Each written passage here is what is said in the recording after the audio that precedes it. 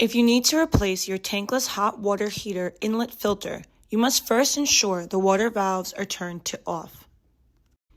Inlet filters should be changed routinely as they trap dirt and debris by filtering out sediment from your water. As you can see, the inlet filter traps dirt, sediment, and other particles from entering your water system. Once you remove the old filter, you can wash and clean the filter or install a new replacement. After a new inlet filter has been replaced in your system, we can turn our shutoff valves back on and start the descaling process.